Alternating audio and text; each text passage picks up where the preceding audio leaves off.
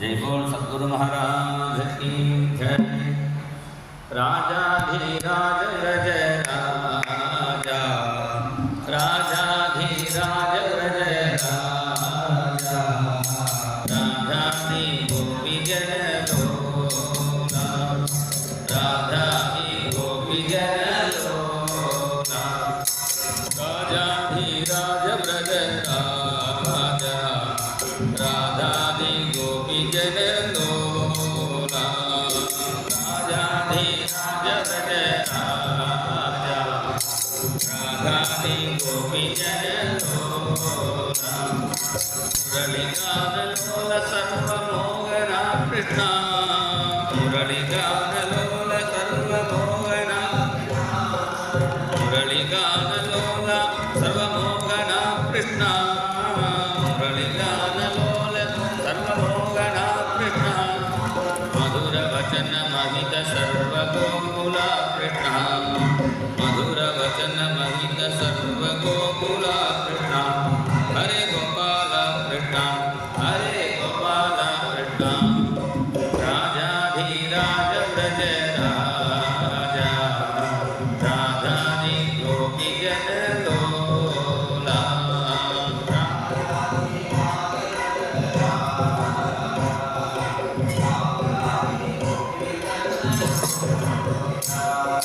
मुरलीगानलोल सर्वमोहना कृष्णा, मुरलीगानलोल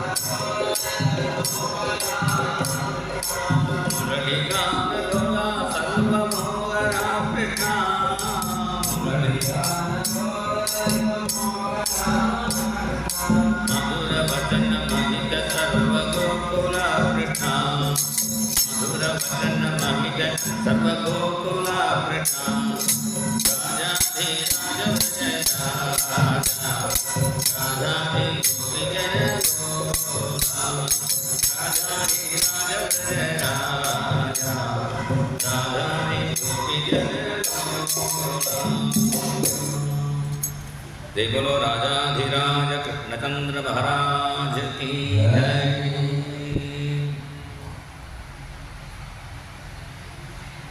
जय बोल सद्गुरुनाथ महाराज की जय।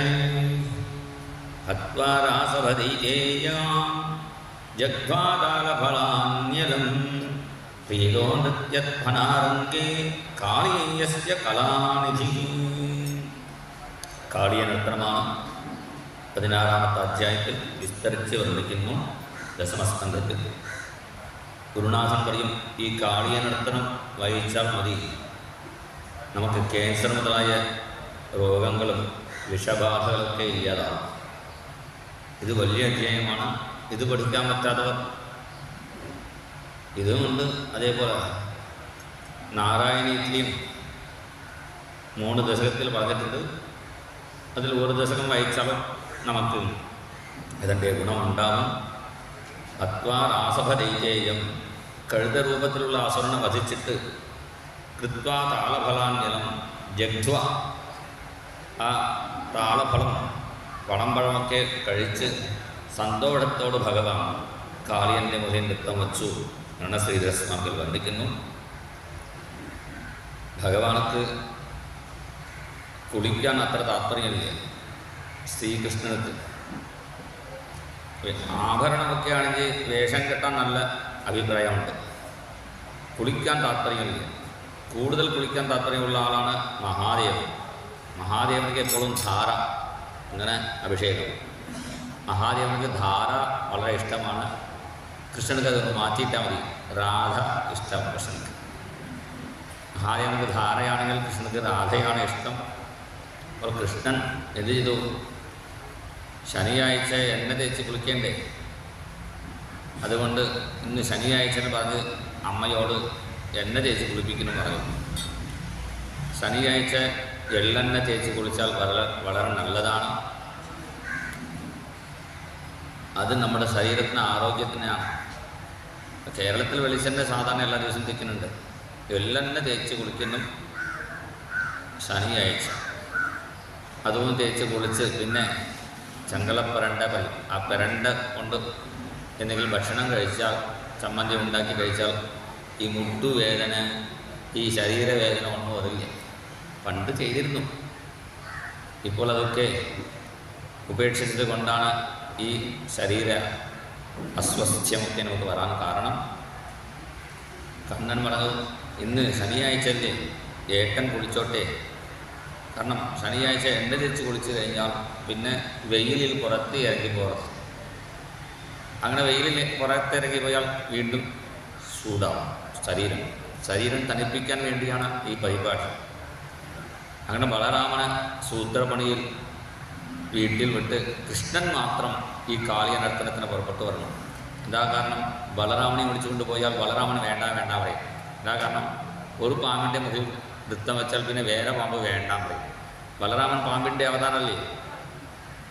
മാത്രമല്ല, ഭഗവാൻ കാളിയൻ്റെ മുകളിൽ നൃത്തം ചെയ്യുമ്പോൾ എല്ലാവർക്കും കുറച്ച് പേടിയാകുമ്പോൾ ഇവിടെ സമാധാനം ചെയ്യാൻ ഒരാൾ കൂടി വേണ്ടേ വിചാരിച്ചിട്ടാണ് ബലരാമനെ വിളിച്ചിട്ട് ഭഗവാൻ കുട്ടികളോട് അവിടെ വന്നു. കാളിയഗ്രഹത്തിൽ വന്ന് അവിടെ നല്ല കദംബ മരം, ആ മരത്തിൻ്റെ മുകളിൽ കയറി ആ കാളിന്തിയിൽ കാളിയഗ്രഹത്തിൽ ചാടി നീന്തി കളിക്കുന്നു. തം പ്രേക്ഷണീയ സുകുമാരഗണാവതാതം ശ്രീവത്സപീതവസനം സ്മിതസുന്ദരാസ്യം ക്രീഡന്തമപ്രതിഭയം കമലോദരാംഘ്രിം സന്ദസ്യ മർമ്മസുരുഷാ ഭുജയാ ചഛാദ. അങ്ങനെ കണ്ണൻ കളിക്കുന്നത് കണ്ടപ്പോൾ കാളിയനക്ക് ദേഷ്യം വന്നു. സാധാരണ ഈ വെള്ളം ഒരു തുളി ഉള്ളിൽ ചെന്നതിനെ മരിക്കും. വെള്ളമില്ല. ഈ കാളിയൻ്റെ കാറ്റ് പട്ടാൽ തന്നെ പക്ഷികളൊക്കെ വീഴും എന്നാണ് പറയുന്നത്. പറ്റത്തിരി ഒരു ദിവസം ഭഗവാൻ ഗോവർദ്ധന മലയിൽ മുകളിൽ നിന്ന് നോക്കുമ്പോൾ പക്ഷികളൊക്കെ ഇങ്ങനെ വരിയായിട്ട് തോരണം ഇങ്ങനെ കട്ട് ചെയ്ത പോലെ അത് വരിയായിട്ട് പറക്കും. അങ്ങനെ പറന്നു പോകുമ്പോൾ പെട്ടെന്ന് എല്ലാം ഇങ്ങനെ ഭസ്മമായി വീഴുന്നത് കണ്ടപ്പോഴാണ് മനസ്സിലായി പക്ഷികളൊക്കെ ഭഗവാന്റെ സാമർഥ്യമല്ലേ.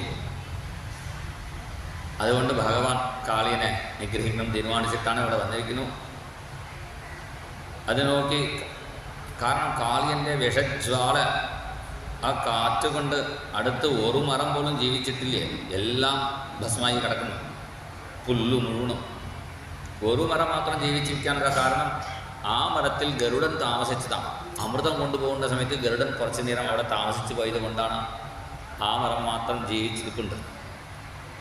പക്ഷേ ഇവിടെ പറയുന്നു മഹാത്മാക്കൾ, ഭാവി ശ്രീകൃഷ്ണ ചരണസ്പർശ ഭാഗ്യവശാത്ത്, ഭഗവാന്റെ പാദസ്പർശം കിട്ടാനുള്ള ഭാഗ്യം ആ മരത്തിനുണ്ട്. അതുകൊണ്ടാണ് ആ മരം ജീവിച്ചിരിക്കുന്നത്. ആ മരത്തിൻ്റെ മുകളിൽ കൃഷ്ണൻ ആ പുഴയിൽ നീന്തി കളിക്കുന്ന സമയത്താണ് കാളിയൻ ദേഷ്യത്തോട് പറഞ്ഞു. അഥ ദിക്ഷു വിദിക്ഷു പരിക്ഷു ഭ്രമിതോദരവാരി നിനാദഭരൈ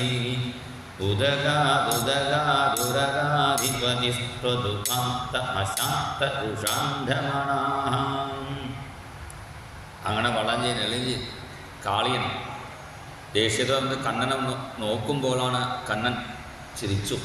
തം പ്രേക്ഷണീയ സുകുമാര ഘനാവതാകം സ്മിതസുന്ദരാസ്യം. കണ്ണൻ്റെ ചിരി കണ്ടപ്പോൾ കാളിയനക്ക് പോലും പ്രേമം തോന്നി. ചെറിയ കുഞ്ഞുങ്ങളൊക്കെ നമ്മളെ നോക്കി ചിരിക്കുമ്പോൾ നമുക്കും പ്രേമം ഉണ്ടാകാറുണ്ടല്ലോ. സാധാരണ ഉണ്ണികൾ ചിരിക്കുമ്പോൾ തന്നെ പ്രേമം ഉണ്ടാവും പറഞ്ഞാൽ, കണ്ണട കണ്ടപ്പോൾ കാളിയനക്ക് പോലും പ്രേമം ഉണ്ടായി. സർപ്പരാജോപി വാത്സല്യാത് ബബന്ധ പ്രേമപൂർവകം. നമുക്ക് കൈകൊണ്ട് ആളിങ്ങനെ ചെയ്യാം, പാമ്പിന് കൈയില്ലല്ലോ. അത് ശരീരം കൊണ്ട് തന്നെ കണ്ണട കട്ടിയിട്ടു. ഇത് നോക്കി കുട്ടികളൊക്കെ കണ്ണാൻ കരയാൻ തുടങ്ങി. കുട്ടികളെ കരച്ചിൽ കെട്ട് മുതിർന്നവരെ എല്ലാവരും വന്നു. എല്ലാവരും കരയേണ്ട സമയത്താണ് ഭഗവാൻ നോക്കി കാളിയൻ്റെ ശരീരത്തിൽ നിന്നും തൻ്റെ ശരീരം ചെറുതാക്കി പുറത്തു വന്നപ്പോൾ വീണ്ടും കാളിയൻ കട്ടിയിടാൻ വേണ്ടി തല ഉയർത്തിയപ്പോൾ ഭഗവാൻ ചാടി കയറി തലയിൽ വാള് കൊണ്ടടിക്കാൻ ശ്രമിച്ചപ്പോൾ ഇടത്തേക്ക് കൊണ്ട് വാളും പിടിച്ചു. ആ വാളിൻ്റെ ബാലൻസിലാണ് ഭഗവാൻ നിൽക്കുന്നത്. ഇപ്പോഴും തമിഴ്നാട്ടിൽ തഞ്ചാവൂർ കുംഭകോണം അടുത്ത് ഊത്തുക്കാട് എന്നൊരു സ്ഥലമുണ്ട്. അവിടെ ഇരിക്കുന്ന കൃഷ്ണൻ കാളിയൻ നർത്തന കൃഷ്ണനാണ്. കാളിയൻ്റെ മുകളിൽ കാല് വച്ചിട്ടുണ്ട്. പക്ഷേ ആ കാലക്കും പാമ്പിൻ്റെ ഇടയിലും ഗ്യാപ്പും ഉണ്ടാവും. എന്നിട്ടും ഈ ബാലൻസ് വാളിൻ്റെ ബാലൻസിലാണ് നിൽക്കുന്നത്. ആ കൃഷ്ണ ഭഗവാനെ ഉപാസിച്ചിട്ടാണ് ഊത്തുക്കാട് വെങ്കടസുബ്ബയ്യർ അദ്ദേഹം എത്ര കീർത്തനങ്ങളാണ്! തായേ യശോദ അളയിപ്പായില്ലേ, പ്രധാനപ്പെട്ട കീർത്തനങ്ങളൊക്കെ ഇവിടെയും പാടിയിട്ടുണ്ട്. കുറച്ച് പാട്ടുകളൊക്കെ എല്ലാവർക്കും അറിയാം. സംസ്കൃത കീർത്തനങ്ങളും അതേപോലെ തമിഴ് കീർത്തനങ്ങളും നിരച്ചും അദ്ദേഹം ഈ ഭഗവാനെ ഉപാസിച്ചിട്ടാണ് അദ്ദേഹം കീർത്തനങ്ങളൊക്കെ എഴുതി. അങ്ങനെ കണ്ണൻ ആ വാളിൻ്റെ വേലൻസിൽ കാളിന് ഓരോ തല പൊക്കേണ്ട സമയത്തും ഓരോ തലയിലും തൻ്റെ കാലുകൊണ്ട് കുടി കൊടുത്തു. ധിമി ധിമി ധിമി മിതി പദകൃത നട്ടന ധക ധക ധക ധക മണിഗണ നികരഹ ജയ ജയ രവയുത സുരഗണ വിനുത മണിവര ശിരസി നതതി മധുപതി ധിമി ധിമി ധിമി മിതി പദകൃത നട്ടന. ഓരോ തലയായിട്ട് കാളിയൻ ഉയർത്തേണ്ട സമയത്ത് ഓരോ തലയിലും ഭഗവാൻ അങ്ങനെ കാല് വെച്ചു. ഇടയ്ക്ക് 10ാമത്തെ തല, പിന്നെ 20ാമത്തെ തല, 30ാമത്തെ മാറി മാറി ഇങ്ങനെ കാണിക്കുമ്പോൾ അപ്പോൾ അതൊരു നർത്തനമായി മാറി. ഒരു ഡാൻസ് ടീച്ചറുടെ അടുത്ത് പോയി കണ്ണൻ ഡാൻസ് ഒന്നും പഠിച്ചിട്ടില്ലേ? സകല കല ആദിഗുരു നനർത്ത, സകല കലകൾക്കും ആദിഗുരു ആയതുകൊണ്ട് നൃത്തം വയ്ക്കാവുന്ന പ്രയാസമൊന്നുമില്ല. ഇന്നലത്തെ കുട്ടികളൊക്കെ ഇങ്ങനെ കണ്ടല്ലോ, അവർക്ക് നൃത്തം പഠിച്ചുവോ സംശയം. പക്ഷേ എല്ലാവരും പാട്ട് പാടുന്ന സമയത്ത് കുട്ടികൾ നൃത്തം വയ്ക്കാറുണ്ട്. അതുപോലെയാണ് കണ്ണൻ ഇവിടെ നൃത്തം വയ്ക്കുന്നു. അങ്ങനെ സകല കല ആദിഗുരു നനർത്ത. ഈ കണ്ണൻ്റെ നൃത്തം കണ്ടപ്പോൾ നാരദൻ വേഗം ചിദംബരം നടരാജസ്വാമിയോട് പറഞ്ഞു, നിങ്ങൾ നടരാജന് പേര് മാത്രമേ വാങ്ങിയിട്ടുള്ളൂ, ഇവിടെ കണ്ടോളൂ കണ്ണൻ്റെ ആ നൃത്തം, പുതിയ പുതിയ സ്റ്റെപ്പൊക്കെ ഭഗവാൻ ഇവിടെ ചെയ്യുന്നുണ്ട്, നിങ്ങൾ ഒരേ സ്റ്റെപ്പാണ്, ഇവിടെ നിന്ന് കണ്ടു പഠിച്ചോളൂ പറഞ്ഞപ്പോൾ നടരാജസ്വാമി തന്നെ സ്വയം പുറപ്പെട്ടു വന്നു. ആടലൈ കാണ തില്ലൈ അമ്പലത്തീரை വനം തന്നാടலை விட்டு இங்கு கோகுலம் வந்தான் ஆடாது அசங்காது வா കണ്ണാ. നടരാജസ്വാമി വന്നിട്ടുണ്ട്. അദ്ദേഹത്തിൻ്റെ ഒപ്പം മഹാഗണപതി, സുബ്രഹ്മണ്യസ്വാമി, എല്ലാവരും എല്ലാ ദേവന്മാരും ആ കണ്ണൻ്റെ നൃത്തം കാണാൻ എത്തിച്ചേർന്നു. ചില ദേവന്മാർക്ക് പാട്ട് പാടുന്നു, ചില ദേവന്മാർ നൃത്തം വയ്ക്കുന്നു, ചില ദേവന്മാർ മൃദംഗം മുതലായ വാദ്യങ്ങളൊക്കെ അവർ ഒപ്പം സഹായിക്കുന്നു. ഈ കാളിയൻ്റെ 100 തല പ്രധാന തല, പിന്നെ അത് കൂടാതെ 900 തല കൂടി ഉണ്ട്. ഓരോ തലയിലും നാഗരത്നങ്ങൾ മിന്നുന്നുണ്ട്. അങ്ങനെ നാഗരത്നങ്ങൾ മിന്നുമ്പോൾ ഇപ്പോൾ നൃത്തം വയ്ക്കുന്ന സ്ഥലത്ത് മുന്നിൽ ചില ലൈറ്റ് കളർ ലൈറ്റ് ഒക്കെ വയ്ക്കാറുണ്ടല്ലോ, അതുപോലെയാണ് അന്ന് ആദ്യം ആ നൃത്തത്തിന് മുന്ന് കാളിയൻ്റെ ആ പണാവണങ്ങളിലിരിക്കുന്ന രത്നങ്ങൾ മിന്നുന്ന സമയത്ത് കണ്ണൻ്റെ ആ നൃത്തം അതിതാമ്ര പാദാംബുജ. കണ്ണൻ്റെ കാല് തന്നെ വളരെ റോസാണ്, കൂടുതൽ ചമപ്പുള്ളതാണ്. ഇപ്പോൾ കാളിയൻ്റെ രത്നത്തിൻ്റെ ചമപ്പ്, രത്നങ്ങളുടെ കാന്തി കൂടിയപ്പോൾ അതിതാമ്ര പാദാംബുജ അഖിലകല ആദിഗുരു നനർത്ത. അങ്ങനെ നൃത്തം വയ്ക്കുന്ന സമയത്ത് ദേവന്മാർക്ക് സന്തോഷം. പക്ഷേ കാളിയൻ രക്തം ഛർദ്ദിച്ചു, മനസ്സുകൊണ്ട് പ്രാർത്ഥിച്ചു, വൈകുണ്ഠപതിയെ നാരായണ, എൻ്റെ ശിരസിൽ ഒരു മാള് മേയ്ക്കുന്ന കുട്ടി നൃത്തം വയ്ക്കുന്നതിനെ രക്ഷിക്കണേ. സ്വന്തം ശിരസിൽ ഭഗവാൻ നൃത്തം വയ്ക്കുന്ന സമയത്തിൽ പോലും ഭഗവാനെ മനസ്സിലായിട്ടില്ലേ? എന്താ കാരണം? ഗുരുകൃപ ഇല്ലേ. നാരായണം തം അരണം മനസാജഗാമ. നാരായണനെ ശരണം വിളിച്ചു. കാളിയനക്ക് മനസ്സിലായിട്ടില്ലേ? പക്ഷേ കാളിയ പത്നിമാർ മനസ്സിലാക്കി. ഭർത്താവിൻ്റെ ശിരസിൽ നൃത്തം വയ്ക്കുന്നത് ഭഗവാനാണെന്ന് അവർ മനസ്സിലാക്കി. അവർ ഗംഭീര സ്തുതിയൊക്കെ ചെയ്തു. എൻ്റെ ഭർത്താവിനെ എന്താ ഭാഗ്യം! എൻ്റെ ഭർത്താവിനെ ശിക്ഷ കൊടുക്കുന്നത് ന്യായം തന്നെയാണെന്ന് പറയുന്നു. ന്യായോ വിദണ്ഡ കൃതകൽപിഷേസ്മിന്. 6 ശ്ലോകങ്ങളിൽ അത് അനുമോദിക്കുന്നു. ചില ഭർത്താക്കൾ കൂടുതൽ ഭാര്യമാരെ ബുദ്ധിമുട്ടിക്കും. അപ്പോൾ അവർക്ക് ഒന്നും ചെയ്യാൻ പറ്റാതാവുമ്പോൾ വേറെ ആരെങ്കിലും ശിക്ഷ കൊടുത്താൽ കുഴപ്പമില്ല, എന്ത് കിട്ടിക്കോട്ടെ വിചാരിക്കും. അതുപോലെയാണ് ദണ്ഡാണു മോദനം ഷഡ്ഭിഹി ദശഭിശ്ച ഹരിർമൃതിഹി പ്രാർത്ഥനം പഞ്ചഭിശ്ലോകൈഹി തത പണ്ണകയോഷിത എന്നാണ് ശ്ലോകത്തിൻ്റെ കണക്ക് കൂടി ഇവിടെ പറയുന്നു. 6 ശ്ലോകങ്ങൾ കൊണ്ട് ദണ്ഡിക്കുന്നത് ന്യായം തന്നെയാണെന്ന് പറഞ്ഞ്, പിന്നെ 10 ശ്ലോകങ്ങൾ കൊണ്ട് സ്തുതിയും, പിന്നെ 5 ശ്ലോകങ്ങൾ കൊണ്ട് പ്രാർത്ഥനയും ചെയ്യുന്നു എന്നാണ് ഇവിടെ വ്യാഖ്യാനിക്കുന്നത്. എൻ്റെ ഭർത്താവിന് എന്ത് ഭാഗ്യം! എന്താ കാരണം? ബലിച്ചക്രവർത്തി സ്വത്ത് മുഴുവനും ദാനം ചെയ്തു. നമ്മൾ കേട്ടല്ലേ, എല്ലാ സ്വത്തും ദാനം ചെയ്തിട്ട് ഭഗവാനോട് പ്രാർത്ഥിച്ചു, എൻ്റെ ശേഷിൽ കുറച്ച് കാല് വയ്ക്കണേ. സ്വത്ത് മുഴുവൻ ദാനം ചെയ്ത ശേഷം ഭഗവാൻ ലേശം കാല് വച്ചു. ഇവിടെ കാളിയൻ കാലണ ദാനം ചെയ്തിട്ടില്ല. ഫ്രീ ആയിട്ട് 1000 തല ഈ തല മാറി മാറി കാണിക്കണം. അങ്ങനെ ഫ്രീ ആയിട്ട് കിട്ടാൻ എന്താ കാരണം? ഭഗവാന്റെ ചരണസ്പർശം. അതാണ് ക്ഷേത്രവാസം. വൃന്ദാവനത്തിൽ വസിച്ചതിൻ്റെ ഭാഗ്യമാണ്. ഏതെങ്കിലും ഒരു കാര്യവശാൽ ഒരു മഹാക്ഷേത്രത്തിൽ താമസിച്ചാൽ മതി. ഇത് ജോലിക്ക് വേണ്ടി ചില ആളുകൾ അങ്ങനെ റിട്ടയറായി ട്രാൻസ്ഫർ ആവുന്നുണ്ടല്ലോ. അങ്ങനെ ട്രാൻസ്ഫറായിട്ട് ഒരു ക്ഷേത്രത്തിൽ പോയി താമസിച്ചാൽ പോലും അവർക്കും ക്ഷേത്രവാസം കൊണ്ട് മഹാഭാഗ്യം ഉണ്ടാവും. അങ്ങനെയാണ് ഈ കാളിയർക്ക് പോലും ഭഗവാന്റെ ആ ചരണസ്പർശം കിട്ടി. പിന്നെ എൻ്റെ ഭർത്താവിന് ജീവിതം തരണേ പ്രാർത്ഥിച്ചപ്പോൾ ഭഗവാൻ കാളിയനോട് പറഞ്ഞു, നീ ഇവിടെ ഇരിക്കേണ്ട, നീ സ്വന്തം സ്ഥലം രമണദ്വീപത്തിൽ ചെന്നോളൂ. അപ്പോൾ കാളിയൻ പറഞ്ഞു, അവിടെ ചെന്നാൽ ഗരുഡൻ എന്നെ കൊത്താൻ പറഞ്ഞു. ഗരുഡൻ എന്നെ ഒന്നും ശിക്ഷിക്കില്ല. ഞാൻ കാൽ വച്ചത് കൊണ്ട് എൻ്റെ ശിരസിൽ ഒരു ഗോപിക്കുരി വന്നിട്ടുണ്ട്. അതുകൊണ്ടാണ് ചില പാമ്പുകളെ നമ്മൾ ശ്രദ്ധിച്ച് നോക്കിയാൽ കാണാം, ഒരു ഗോപിക്കുരി. എന്താ കാരണം? ഭഗവാന്റെ പാദമാണ്. അതിൻ്റെ ഓർമ്മയ്ക്ക് വേണ്ടിയാണ് നമ്മളും ഇങ്ങനെ ശിരസിൽ നമ്മുടെ നെറ്റിയിൽ ഗോപിക്കുരി അണിയാൻ. എന്താ കാരണം? ഭഗവാന്റെ തിരുവടിയാണ്, പാദമാണ് നമ്മൾ ധരിക്കുന്നതായി സങ്കല്പം. എങ്ങനെ രാമചന്ദ്ര മഹാപ്രഭു അണ്ണാറക്കണ്ണനെ ഒന്ന് തലോടിയപ്പോൾ ആ അണ്ണാറക്കണ്ണക്ക് 3 വരവുണ്ടായി. അതുപോലെയാണ് കൃഷ്ണൻ കാല് വെച്ചപ്പോൾ ഈ പാമ്പിന് ഒരു ഗോപിക്കുരി കിട്ടി. അണ്ണാറക്കണ്ണക്ക് രാമൻ തലോടിയ ശേഷം വര വന്ന് ഇതിൻ്റെ പ്രമാണം എന്താണെന്ന് ചോദിച്ചാൽ, നമ്മുടെ ഭാരതദേശത്തിൽ ഇന്ത്യയിൽ ഇരിക്കുന്ന അണ്ണാറക്കണ്ണന് മാത്രമേ 3 വരവുള്ളൂ. അമേരിക്കയിൽ ഇരിക്കുന്ന അണ്ണാറക്കണ്ണനക്ക് 3 വരയില്ലേ. എന്താ കാരണം? അത് രാമനെ സഹായിക്കാൻ ഇവിടെ വന്നില്ല. ഭാരതത്തിലിരിക്കുന്ന അണ്ണാറക്കണ്ണന് മാത്രമേ ഈ 3 വരവുള്ളൂ. അങ്ങനെ ഭഗവാൻ കാളിയനെ അനുഗ്രഹിച്ച് പറഞ്ഞു വിട്ടു, വിഷം ബാധിച്ചാൽ പിന്നെ രാത്രി ഉറങ്ങരുത്, രാത്രി കണ്ണുമിഴിച്ച് നാമം ജപിച്ചിരിക്കണം. ഇതൊക്കെ നിയമമാണ്, ആയുർവേദത്തിലൊക്കെ പറഞ്ഞിട്ടുണ്ട്. പാല് കുടിക്കാൻ പാടില്ല, ഇങ്ങനെയൊക്കെ ചില നിയമങ്ങളുണ്ട്. അതുകൊണ്ട് രാത്രി അവർ അവിടെ തന്നെ കണ്ണ് ഉറക്കമൊഴിച്ച് നാമം ജപിച്ചിരിക്കുമ്പോഴാണ് പെട്ടെന്ന് കാട്ടുതീ വന്നു. കാട്ടുതീ വന്നപ്പോൾ എല്ലാവരെയും കണ്ണടയ്ക്കാൻ പറഞ്ഞ് ഭഗവാൻ ആ കാട്ടുതീയും കുടിച്ചു ഗോപികമാരെ രക്ഷിച്ചു.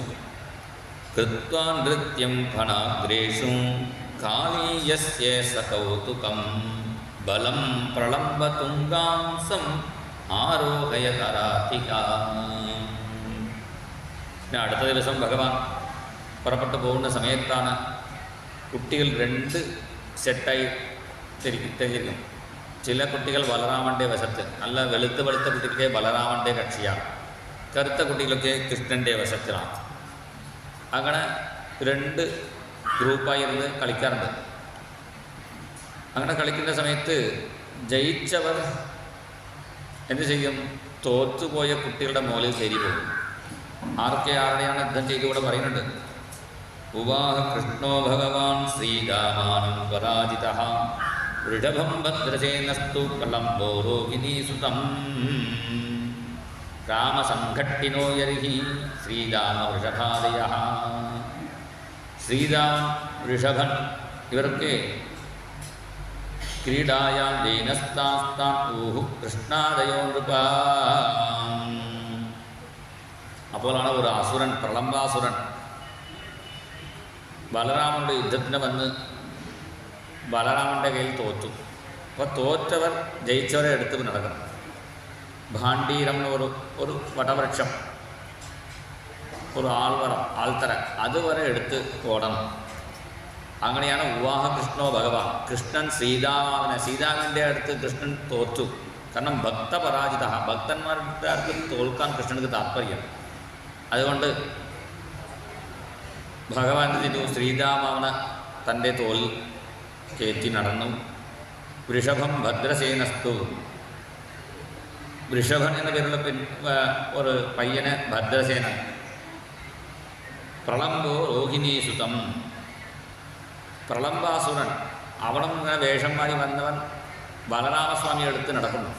അങ്ങനെ നടക്കാൻ തുടങ്ങിയ അവർ പിന്നെ ഓടുന്ന സമയത്താണ് ഈ പ്രളംബാസം വേഗം ഓടി ആകാശത്തിലേക്ക് പറക്കാൻ തുടങ്ങി. അപ്പോൾ പേടിയായി ബലരാമസ്വാമിക്ക്. കാരണം ഒരു അസുരനെ എടുത്തുകൊണ്ട് പോകുന്നു രക്ഷിക്കണേ എന്ന് പറഞ്ഞപ്പോൾ ഭഗവാൻ ഒന്ന് കണ്ണ് കാണിച്ചു. നിങ്ങൾ ആരാണ് മനസ്സിലാക്കിക്കോളൂ, 14 ലോകം ധരിക്കുന്ന സംഘർഷണമൂർത്തിയല്ലേ എന്ന് പറഞ്ഞപ്പോഴാണ് ബലരാമർക്ക് തൻ്റെ യഥാർത്ഥ സ്വരൂപജ്ഞാനം കിട്ടി. ഉടനെ തന്നെ അവൻ്റെ കഷണ്ടി തലയിൽ ഊന്നി ഒരു ഇടി കൊടുത്തു. ഇടിച്ച അടുത്ത ക്ഷണം അവൻ താഴെ വീണ് മരിച്ചു. അങ്ങനെ പ്രളംബാസുരനെ വധിച്ചു ഭഗവാൻ. ദേവന്മാരൊക്കെ സ്തുതിച്ചു. വീണ്ടും വേറൊരു ദിവസം അങ്ങനെ ഒരു സ്ഥലത്ത് മുൻചാരണ്യ സ്ഥലത്ത് ചെന്നപ്പോൾ കാട്ടുതീ വന്നു. 2ാമത്തെ പ്രാവശ്യം ഇപ്പോഴും ഭഗവാൻ എല്ലാവർക്കും കണ്ണടയ്ക്കാൻ പറഞ്ഞ് അവരെ വീണ്ടും വേറെ സ്ഥലത്തിലേക്ക് ഉണ്ടാക്കി യോഗശക്തി മൂലം. പിന്നെ ഭഗവാൻ ഒരു ഓടക്കുഴലെടുത്ത് വേണുഗാനം ചെയ്യാൻ തുടങ്ങി. ഈ ഓടക്കുഴൽ ആരാണ് ചോദിച്ചാൽ ഈ ഓടക്കുഴലാണ് സാക്ഷാത് മഹാദേവൻ. ഓരോ ആൾക്കാർ ഓരോ രൂപത്തിൽ കൃഷ്ണാവതാരത്തിൽ വന്നല്ലോ. വംശസ്തു ശങ്കര സാക്ഷാ. ഓടക്കുഴലായി മഹാദേവൻ തന്നെ വന്നു. അതുകൊണ്ടാണ് ഓടക്കുഴൽ കൃഷ്ണ കയ്യിൽ നമ്മുടെ വീട്ടിൽ വെച്ചാൽ മഹാദേവൻ്റെ അനുഗ്രഹവും ഉണ്ടാവും, കൃഷ്ണൻ്റെ അനുഗ്രഹവും ഉണ്ടാവും. ഗോവിന്ദ ആസംഗവം ആത്തവേണുവും. ഓടക്കുഴൽ വെച്ചാണ് ഭഗവാൻ നമ്മളെ രക്ഷിക്കുന്നു അങ്ങനെ നാരായണ ഗ്രന്ഥത്തിൽ പറയുന്നു. അങ്ങനെ ഭഗവാൻ ഓടക്കുഴൽ എടുത്ത് വേണുഗാനം ചെയ്യാൻ തുടങ്ങി. ഭരതാപീഠം നടവരവഹും കർണയോ കർണികാരം ബിഭ്രദ്വാസ കനക കപിശം വൈജയന്തീം ച മാലാം രന്ധ്രാം വേണോ അധരസുതയാ പൂരയൻ ഗോപവൃന്ദൈ വൃന്ദാരണ്യം സ്വപദരമണം പ്രാവിശത് ഗീതകീർത്തി. ഓടക്കുഴൽ പറഞ്ഞാൽ എന്താണ്? നമ്മുടെ ശരീരം തന്നെയാണ്. നമ്മുടെ ശരീരത്തിൽ 9 ദ്വാരമുണ്ടല്ലോ. ഓടക്കുഴലിന് അങ്ങനെ. ആ ഓടക്കുഴൽ ഭഗവാന്റെ കയ്യിൽ വെക്കുന്നത് പോലെ ഭഗവാന്റെ ദാസനായി ജീവിച്ചാൽ നമുക്ക് ആപത്ത് ഉണ്ടാവില്ല. ഈ ഓടക്കുഴലിന് 9 ദ്വാരം വേണ്ട സമയത്ത് അടച്ച് വേണ്ട സമയത്ത് തുറന്നാലേ അതൊരു സംഗീതമാവുള്ളൂ. മൊത്തമായി അടച്ചാലും ശബ്ദം വരില്ല, മൊത്തമായി തുറന്നിട്ടാലും ശബ്ദം വരില്ല. വേണ്ട സമയത്ത് അത് അടച്ച് തുറക്കുമ്പോൾ അത് സംഗീതമാവും. അതുപോലെയാണ് നമ്മുടെ ഇന്ദ്രിയങ്ങളെയും കണ്ണ് കാത് നോക്കു നാകൊക്കെ ഈ നവദ്വാരങ്ങളെയും വേണ്ട സമയത്ത് അടച്ച് തുറന്നാൽ നമ്മുടെ ജീവിതം ഒരു സംഗീതമാവും. പിന്നെ ഓടക്കുഴൽ വെച്ചിരിക്കുന്ന കൃഷ്ണൻ നേരിട്ട് നിൽക്കാറില്ല. ഒരു കാലം നേരെ വെച്ച് അടുത്ത കാലം ഇങ്ങനെ മാറ്റി വെച്ച് അഴക്കത്തിൽ ഒരു വളവും കഴുത്തിൽ ഒരു വളവും ഇങ്ങനെ വളഞ്ഞ് നിൽക്കാനുള്ള കാരണം നമ്മൾ എല്ലാവരും അഡ്ജസ്റ്റ് ചെയ്ത് വളഞ്ഞ് പോകണം. ഇടയ്ക്ക് അമ്മായിയമ്മ നാത്തോണ്ട് ഇങ്ങനെ എല്ലാവരും അഡ്ജസ്റ്റ് ചെയ്ത് പോകാതെ ജീവിതം സംഗീതമാവുള്ളൂ. ഇതൊക്കെ ഭഗവാൻ തൻ്റെ എല്ലാവർക്കും അഡ്ജസ്റ്റ് ചെയ്ത് പോകണം ആണ് കാണിച്ചു തന്നു. അങ്ങനെ വേണുഗാനം ചെയ്യുന്ന സമയത്താണ് മാനുകൾ ഓടി വരുന്നു. ധന്യാസ്മൂഢമതയോ വിഹരിണ്യേതാഃ യാനന്ദനന്ദനമുപാത്ത വിചിത്രവേഷം ആകർണ്യവേണുരണിതം സഹ കൃഷ്ണസാരാഗ പൂജാം ദധുർവിരചിതാം പ്രണയാവലോകൈഃ. 21-ാമത്തെ അധ്യായത്തിൽ വിസ്തരിച്ച് ഭഗവാന്റെ വേണുഗാനത്തെക്കുറിച്ച് ഇവിടെ വർണ്ണിക്കുന്നു. ധന്യാസ്മൂഢമതയോപി. മാനുകൾക്ക് 6 അറിവില്ല, 5 അറിവേ ഉള്ളൂ. മൃഗങ്ങളല്ലേ. മൂഢമതികളായ മാനുകൾ പോലും ഭഗവാന്റെ വേണുഗാനം കേട്ടപ്പോൾ ഓടി വരുന്നു. എങ്ങനെ ഓടി വരുന്നു? സഹ കൃഷ്ണസാരാഹ. ഭഗവാന്റെ അടുത്ത് വരുമ്പോൾ തൻ്റെ ഭർത്താവായ ആണുമാനുകളെയും വിളിച്ചുകൊണ്ട് വരുന്നു. ഇതിൽ നമ്മൾ എന്താ പഠിപ്പിക്കുന്നു? സത്താത്മന വരുന്ന സ്ത്രീകളൊക്കെ ഒറ്റയ്ക്ക് വരുന്നത് ഭർത്താവിയും കൂടി വിളിച്ചുകൊണ്ട് വരണം. പകലിൽ വരാൻ പറ്റുമെങ്കിൽ വൈകുന്നേരമെങ്കിലും വിളിച്ചുകൊണ്ട് വരണം. സഹ കൃഷ്ണസാരാ പൂജാം ദധുർവിരചിതാം പ്രണയാവലോകൈ. പ്രേമത്തോട് ഭഗവാനെ നോക്കുന്നു. അതുതന്നെയാണ് ഭഗവാന്റെ പൂജ. ക്ഷേത്രത്തിൽ വന്നാൽ ഭഗവാന്റെ ദിവ്യ വിഗ്രഹം നോക്കി ആസ്വദിക്കുന്നു. ചില ആൾക്കാർ അമ്പലത്തിൽ നിന്ന് കണ്ണടയ്ക്കേണ്ട ആവശ്യമില്ല. ആദ്യം ഭഗവാനെ നന്നായിട്ട് കാണണം, പിന്നെ കണ്ണടച്ചിരിക്കും ധ്യാനിക്കണം. അതുകൊണ്ടാണ് ക്ഷേത്രത്തിൽ ദീപാരാധന എന്തിനാ കാണിക്കുന്നു? വിളക്കൊക്കെ വെച്ച് ഭംഗിയായി വെച്ച് ദീപാരാധന കാണിക്കണം. നന്നായിട്ട് കാണാൻ വേണ്ടിയാണ് ദീപാരാധന. ആ സമയത്ത് കണ്ണടച്ചിട്ട് കാര്യമില്ല. ആ സമയത്ത് നന്ന കണ്ണ തുറന്ന് നോക്കണം, പിന്നെ കണ്ട ഭഗവാന് എല്ലാ ക്ഷേത്രത്തിലും ചിഹ്ന പോലെ വെച്ചിട്ടുണ്ടല്ലോ. എന്താ കാരണം? സ്തോത്രം ചൊല്ലാൻ മാത്രമല്ല, ധ്യാനിച്ച ഭഗവാന് അവിടെ ഇരുന്ന് കൊണ്ട് കണ്ട ഭഗവാനെ ഒന്ന് ധ്യാനിച്ച് നോക്കണം. വീണ്ടും ധ്യാനത്തിൽ വന്നെങ്കിൽ ഒന്നുകൂടി കണ്ടിട്ട് വീണ്ടും പുറപ്പെടണം. അതിനു വേണ്ടിയാണ് ക്ഷേത്രത്തിൽ വന്നാൽ ഉടനെ പോകരുത്, കുറച്ച് നേരം ഇരുന്നിട്ട് പോകണം പറയാൻ കാരണം. ഇവ ഇങ്ങനെ ചെറിയ ക്ഷേത്രമാണെങ്കിൽ കുഴപ്പമില്ല. തമിഴ്നാട്ടിൽ വലിയ ക്ഷേത്രം ഉള്ളിലേക്ക് ചെല്ലാതെ 10 മിനിറ്റ് നടക്കണം. അങ്ങനെ അവിടെ പോയി കണ്ടിട്ട് ഓർമ്മ വന്നില്ലേ പറ്റി വീണ്ടും നടക്കാൻ ബുദ്ധിമുട്ടാണ്. അപ്പോൾ നന്നായിട്ട് ഭഗവാനെ കാണണം. അതാണ് ഇവിടെ മാണുകൾ കാണിക്കുന്നത്. പ്രണയാവലോകൈ, പ്രേമത്തോട് ഭഗവാനെ കണ്ടു ആസ്വദിക്കുന്നു. അതേപോലെ വൃന്ദാവനത്തിലിരിക്കുന്ന പശുക്കൾ ഗാവശ്ച കൃഷ്ണമുഖ നിർഗത വേണുഗീത പീയൂഷം ഉത്തഭിത കർണപുടൈത്തിപന്ത്യഃ ശാവാസ്നുതസ്തനപയഃ കവരാത്മതസ്തു ഗോവിന്ദമാത്മനി ദൃശാസ്തൃകലാസ്പൃശന്ത്യഃ. പശുക്കളൊക്കെ ഭഗവാന്റെ വേണു കാണാൻ കേട്ടപ്പോൾ ഓടി വരുന്നു. സാധാരണ പശുക്കൾക്ക് പുല്ല് തിന്നാൻ താല്പര്യമുണ്ട്. ഇപ്പോൾ പുല്ല് തിന്നാതെ അത് പുല്ല് വായിൽ തന്നെ അമ്മനെ വെച്ചിരുന്നു. ഉത്തഭിത കർണപുടൈഹി, ചെവി രണ്ടിങ്ങനെ ഉയർത്തി പിടിച്ച് കേൾക്കണം. മൃഗങ്ങളൊക്കെ ശ്രദ്ധിച്ച് കേൾക്കുമ്പോൾ ചെവി ഇങ്ങനെ ഉയർത്തി പിടിക്കും. സാധാരണ ചെവി ഇങ്ങനെ താഴെ ഇരിക്കും. ശ്രദ്ധിക്കുമ്പോൾ ഇങ്ങനെ ചെവി ഉയർത്തി പിടിച്ചിരിക്കും. അപ്പോൾ നമുക്ക് മനസ്സിലാക്കാം മൃഗങ്ങൾക്ക് ശ്രദ്ധിക്കുന്നത് കാണുമ്പോൾ ഇങ്ങനെ നോക്കും, ചെവി ഉയർത്തി പിടിച്ചിരിക്കും. അതുപോലെ മനുഷ്യന്മാർക്ക് ഉണ്ടായാൽ ഞങ്ങൾക്ക് സൗകര്യമായി. എത്ര ആളുകൾ ശ്രദ്ധിച്ച് കേൾക്കണമെന്ന് നോക്കിയാൽ മനസ്സിലാവും. നമുക്കങ്ങനെ ചെവി ഉയർത്തി പിടിച്ചാലുള്ള സംവിധാനം ഇല്ല, ഒരേപോലെയാണ്. അങ്ങനെ പശുക്കളൊക്കെ ഉത്തഭിത കർണപുടൈ പിബന്ത്യഃ, ചെവി ഇങ്ങനെ ഉയർത്തി പിടിച്ച് ചെവിയാട്ടമില്ലവേ, ചെവിയാട്ടാതെ കേൾക്കുന്നു. സാധാരണ പശുക്കൾ ചെവിയാട്ടും. എന്താ കാരണം? ഈച്ച കടിക്കും, അതിനെ വിരട്ടാൻ വേണ്ടി ചെവിയാട്ടും. ഇപ്പോൾ എന്താ? ഈച്ച കടിക്കുന്നത് പോലും അറിയാതെ ഇങ്ങനെ ആസ്വദിച്ച് കേൾക്കുന്നു. പിന്നെ മഹാത്മാക്കൾ വ്യാഖ്യാനിക്കണം, പശുവിൻ്റെ ചെവിയിലിരിക്കുന്ന ഈച്ച പോലും കടിക്കാൻ മറന്നു. എന്താ കാരണം? അതും വേണുഗാനം കേൾക്കാൻ തുടങ്ങി.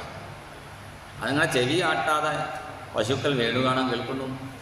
പശുക്കൾ മാത്രമില്ല, ശാബാഹ, ആ പൈക്കുട്ടി അമ്മയുടെ പാൽ മാത്രം കുടിച്ച് ജീവിക്കുന്ന പൈക്കുട്ടിയാണ്. പശുക്കുട്ടിക്ക് അമ്മയുടെ പാൽ കുടിക്കാൻ കൂടുതൽ താല്പര്യമാണ്. പാൽ കറക്കുന്ന വരേണ്ട ശബ്ദം കേട്ടാൽ തന്നെ മതി, ഉടനെ ചാടി ഓടാൻ തുടങ്ങും. അങ്ങനെ ഇരിക്കുന്ന ചെറിയ പൈക്കുട്ടികൾ ശാബാസ്നുതസ്തനപയക്കബലാസ്മതസ്തു ഗോവിന്ദമാത്മനി ദൃശ അശ്രുകലാസ്പൃശന്ത്യഃ. അത് അമ്മയുടെ അകട്ടിൽ വായ വെച്ച് പാൽ കുടിക്കുന്ന സമയത്താണ് വേണുഗാനം തുടങ്ങി ഭഗവാൻ. വേണുഗാനം കേട്ടപ്പോൾ എന്തായി? ആ പയ്യക്കുട്ടിക്ക് പാൽ കുടിക്കാൻ തോന്നിട്ടില്ലേ. കണ്ണനെ ഇങ്ങനെ കണ്ണൻ നോക്കിയപ്പോൾ എന്തായി? പാൽ കുടിക്കാൻ മറന്നു. കടവായ്പ ഇറ്റ് വീഴുന്നു ആ പാല്. സ്നുതസ്തനപയക്കബലാസ്മതസ്തു, അങ്ങനെ ഭഗവാൻ നോക്കി ആസ്വദിച്ചു കൊണ്ടിരിക്കുന്നു. പശുക്കൾ മാത്രമില്ല, പക്ഷികളെ വർണ്ണിക്കുന്നു. പ്രായോ ബതാംബ വിഹഗാമുനയോ ഗണേസ്മിൻ കൃഷ്ണേക്ഷിതം തദുദിതം കലവേണുഗീതം ആരുഗ്യയേ ദ്രുമഭുജാൻ രുചിരപ്രവാലാൻ ശൃണ്വന്തി അമീലിതദൃശോ വിഗതാന്യവാചഃ.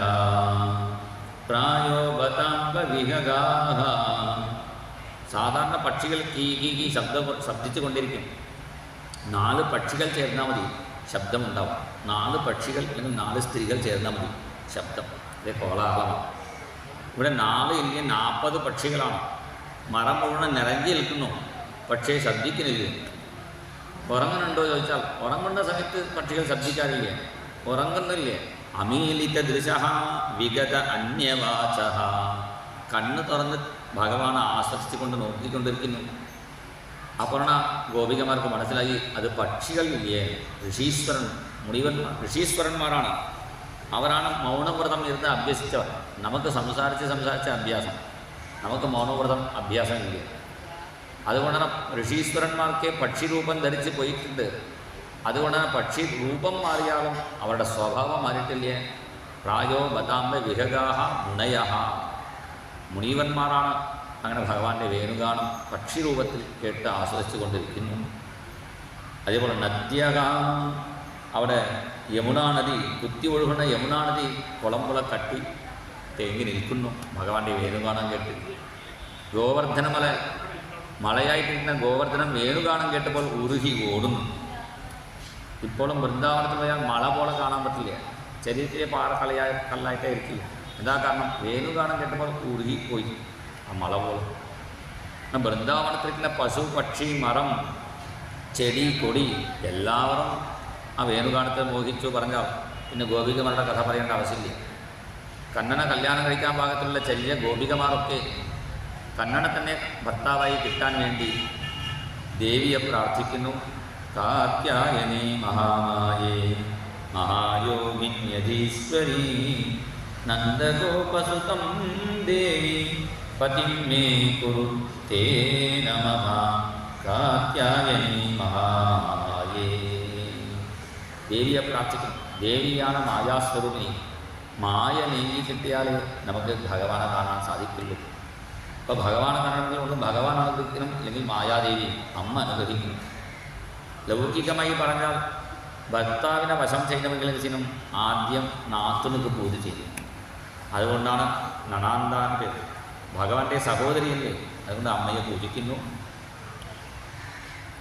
ഈ ധനുർമാസം മുഴുവനും അവർ പൂജിച്ചു അമ്മയെ. പിന്നെ മകരമാസം ആദ്യത്തെ ദിവസം പുതുവസ്ത്രം അച്ഛനമ്മമാർ വാങ്ങി കൊടുത്തിട്ടുണ്ട്. അത് തലേ ദിവസം തന്നെ അവർ ധരിച്ച് വന്നപ്പോഴാണ് ഓർമ്മ വന്നു, ഇത് പുതിയ മുണ്ടല്ലേ, നനച്ചാൽ പഴതായി പോകും. അതുകൊണ്ട് വസ്ത്രം കരയിൽ വെച്ച് കുളിച്ചു. വസ്ത്രം കരയിൽ വെച്ച് കുളിച്ചെന്ന് പറഞ്ഞാൽ അത്രയും ചെറിയ കുട്ടികളാണ്. ഇപ്പോൾ കണ്ണൻ്റെ വയസ്സ് തന്നെ 6 നമുക്ക് പറയുന്നു.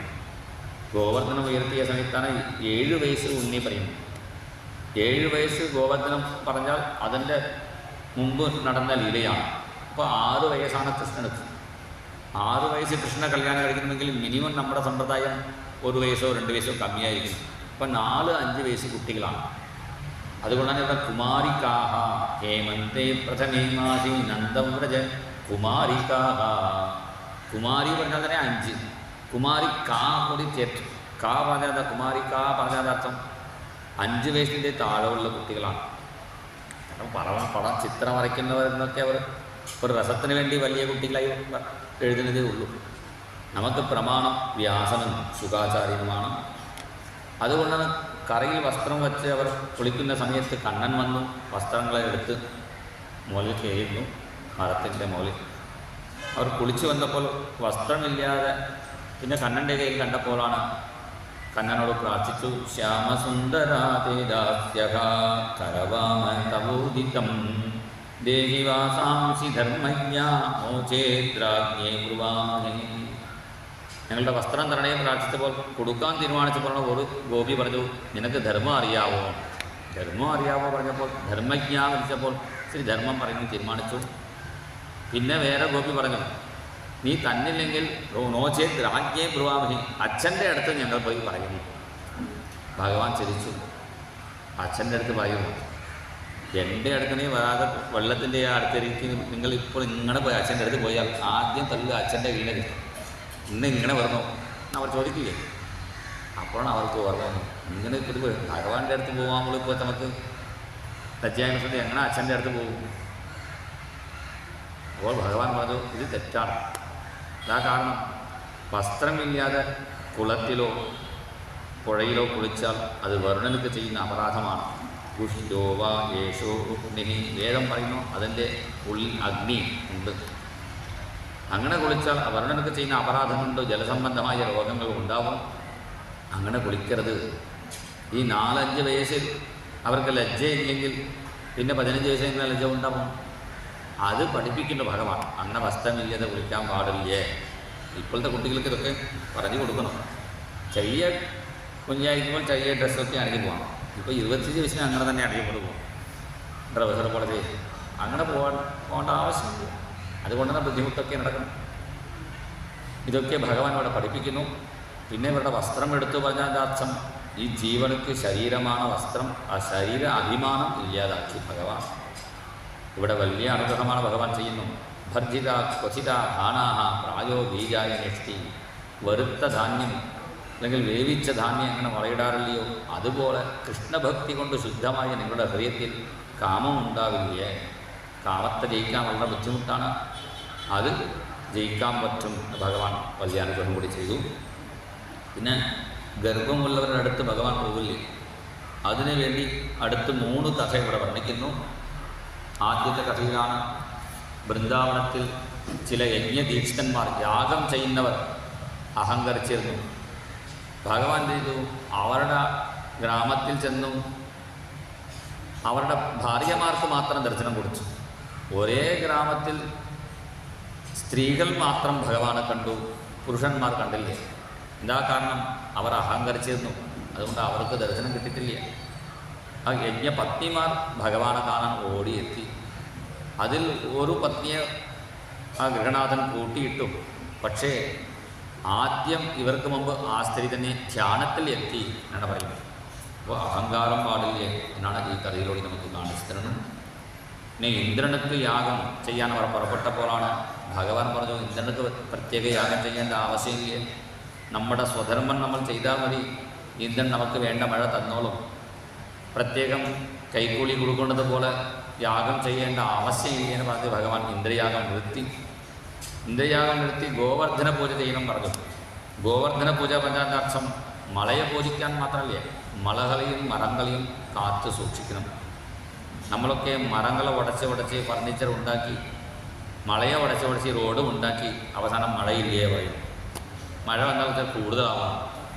പ്രകൃതിയെ കാത്തു സൂക്ഷിച്ചാൽ പ്രകൃതി നമ്മളെ സംരക്ഷിക്കും. പ്രകൃതിയെ ചൂഷണം ചെയ്താൽ, നശിപ്പിച്ചാൽ പ്രകൃതി നമ്മളെ നശിപ്പിക്കും. അതാണ് ഭഗവാൻ അവിടെ പറയുന്നു. പ്രകൃതിയെ കാത്തു സൂക്ഷിക്കണം പറഞ്ഞുകൊണ്ടാണ് അവിടെ ഗോവർദ്ധന പൂജ ചെയ്യണം പറഞ്ഞു. അങ്ങനെ പൂജ ചെയ്ത് പ്രസാദം എല്ലാവർക്കും കൊടുത്തപ്പോൾ നാരദൻ കുറച്ച് പ്രസാദം മേടിച്ച്, കടും പായസം അത് മേടിച്ച് ഇന്ദ്രൻ്റെ കയ്യിൽ കൊടുത്തു. ഇത് എന്താ പ്രസാദം? ഗോവർദ്ധന പ്രസാദം. ഇന്ന് സാധാരണ ഇന്ദ്രപൂജയല്ലേ ചെയ്യാറുള്ളൂ, അതൊക്കെ ക്യാൻസലായി ഇപ്പോൾ ഗോവർദ്ധന പൂജയാക്കി മാറ്റി കണ്ണൻ പറഞ്ഞപ്പോൾ ഇന്ദ്രനക്ക് ദേഷ്യം വന്നു. കൃഷ്ണം മർത്യമുപാശ്രിത്യ, മരിക്കാൻ പോകുന്ന ഒരു കുട്ടിയെ ആശ്രയിച്ച് ഇവർക്ക് എന്നെ എതിർത്തി നിൽക്കുന്നു, ഇപ്പോൾ കാണിച്ചു തരാം എന്ന് പറഞ്ഞ് 7 മേഘങ്ങളെ വിളിച്ചു വരുത്തി, പ്രളയകാലത്തിൽ വർഷിക്കുന്ന മേഘങ്ങളെ വിളിച്ചു വരുത്തി ഗോകുലത്തെ നശിപ്പിക്കാൻ പറഞ്ഞു വിട്ടു. ഘോരമായ ശക്തമായ മഴ ഉണ്ടായി. മഴ പറഞ്ഞാൽ വെള്ളം പോലെ മഴയില്ലേ, കല്ലെടുത്ത് കൽമാരിക്കാത്താൻ, ആളം കട്ടി മഴ പറയും, പണിക്കട്ടിയായി തന്നെ അങ്ങനെ മഴ വരാറുണ്ടല്ലോ, അതുപോലെയാണ് മഴ. അപ്പോൾ 7 വയസ്സ് കൃഷ്ണൻ 7 ഫർലാങ് ദൂരമുള്ള ആ മല 7 ദിവസം ഇങ്ങനെ കുടയായിട്ട് ഗോവർദ്ധനമെന്നും കുടയെപ്പോലെ ഭഗവാൻ പിടിച്ച് നിന്നു. അപ്പോഴാണ് ഇന്ദ്രനക്ക് മനസ്സിലായി, വെറും കൈ തന്നെ ഇങ്ങനെ 7 ദിവസം ഉയർത്തി വെക്കാൻ പറ്റില്ല, മലയെ പിടിച്ച് ഉയർത്താൻ പറ്റുമോ? ഭഗവാൻ ചോദിക്കുന്നു, ആരെങ്കിലും വേണമെങ്കിലും ഒന്ന് മേടിച്ചോളൂ, ദേവന്മാരെ വരൂ വിളിച്ചു. അപ്പോൾ ദേവന്മാർക്ക് മനസ്സിലായി സാധാരണ ഒന്നില്ല. 7 ദിവസം കഴിഞ്ഞപ്പോൾ മേഘങ്ങളൊക്കെ തിരിച്ചു ചെന്നു. ഭഗവാൻ എല്ലാവരെയും പുറത്തേക്ക് പോകാൻ പറഞ്ഞു മലയെ യഥാസ്ഥാനത്തിൽ വച്ചു. ഇന്ദ്രൻ കാമധേനു കൊണ്ടുവന്ന പാളും ഐരാവതം കൊണ്ടുവന്ന ആകാശഗംഗ ജലവും വച്ച് ഭഗവാനക്ക് അഭിഷേകം നടത്തുന്നു. ഇന്ദ്രസ്തുരരിവിസ്താകം നോദിതോ ദേവമാതൃഭിഃ അഭ്യഷിഞ്ച തദാ സാർഗം ഗോവിന്ദൈതി ചാപ്യധാത്. നീ ഗവാം ഇന്ദ്രഃ, ഗോക്കളുക്ക് നാഥനായി നീ തന്നെ ഇരുന്നോളൂ എന്ന് ഭഗവാനക്ക് അവിടെ അഭിഷേകം നടത്തുന്നു.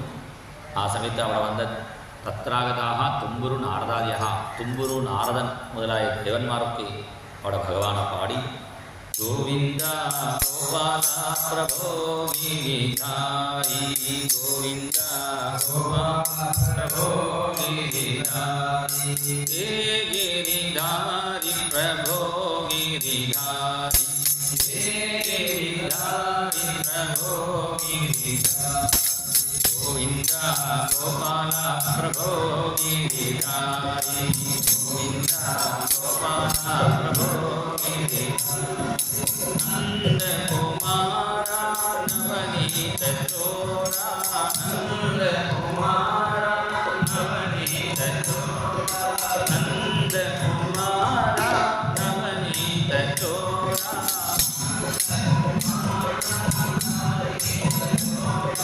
ഹേ